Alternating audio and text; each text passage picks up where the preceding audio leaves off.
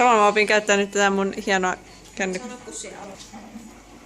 Tässä meillä olisi tehtävänä liittyen maailmankartta ja eläimiin, että Lotan täytyy yhdistää eläimet niihin kuuluviin maailman osiin ja lopuksi perustella, miksi hän on vetänyt eläimen johonkin tiettyyn maan osaan.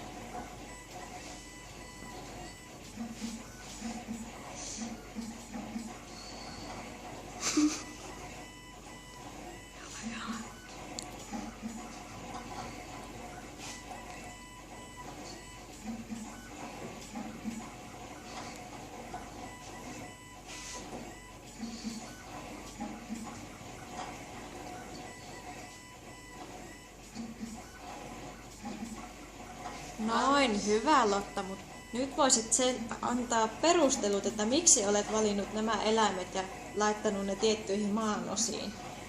No, minä laitoin tuon pandan tuonne Suomen kohdalle, koska me saadaan kohta eläintarhaan pandoja. Sen takia sinne. Ja sitten taas on tuossa, tai mikä tää on Britanniassa, on kettujahteja.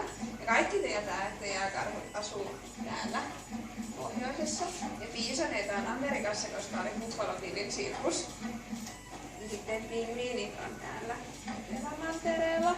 Ja tiikerit ja leijonat, ne on kavereita, kaikki tietää sen, niin ne on Afrikassa. Ja käärmeitä kanssa on Afrikassa, niin se on siellä myös.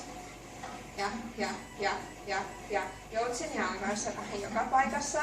Ja kamelit kuuluu tänne ja kenguurut sitten tonne Australiaan, koska ne on itse jo viime.